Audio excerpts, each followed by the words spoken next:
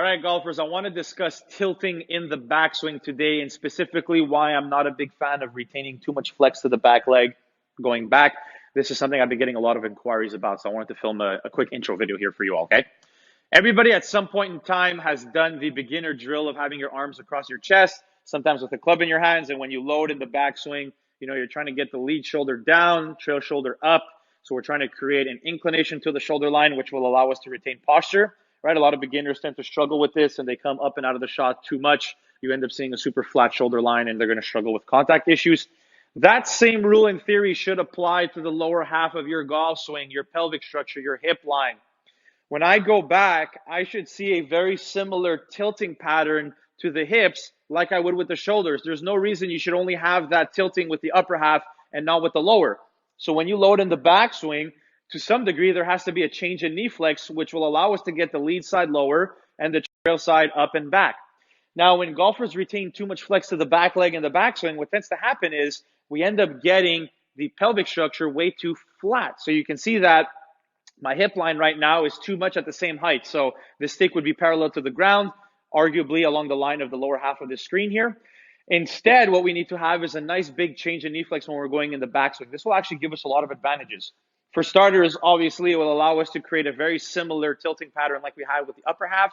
Now the two pieces of your body are going to be connected, the right amount of tilt, okay? Secondly, what's going to happen is when you extend this trail leg a little bit, now we don't want the knee joint to lock, but we certainly want it to lose some bend.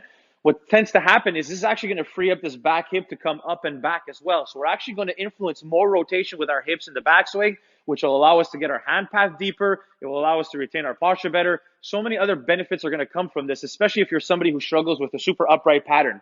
We tend to see that quite a bit with golfers who retain too much flex in the back leg. A lot of pressure is put on the legs. It actually can get really painful. You can suffer from a lot of injuries. And so what ends up happening is the golfer can't really get the hands around them because they're not opening up their hips well. They end up shooting the hands very upright, so many other problems.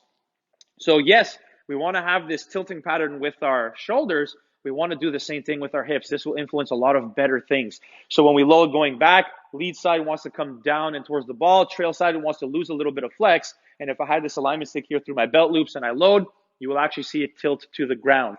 Now, not only this, but now because you have a better tilting pattern in the backswing and your hands are deeper and all these benefits, what's going to happen is you will likely be able to also rotate better in the downswing. If the lead side elevates too quick, that's when the golfer gets into a lot of side bend away from the target. Not only will you struggle with rotation, you're going to suffer from a lot of lower back pain as well. If you can create a better tilt in the backswing to begin with, well, your lead side is going to be lower than if you have obviously, super flat hip structure with a lot of flex in the back leg.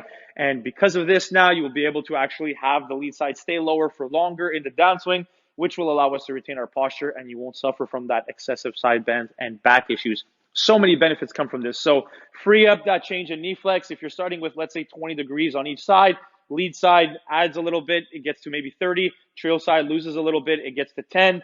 That change in knee flex will create a tilt to the hip line, which will equal the shoulders, which will equal a bunch of benefits. Go for it, okay?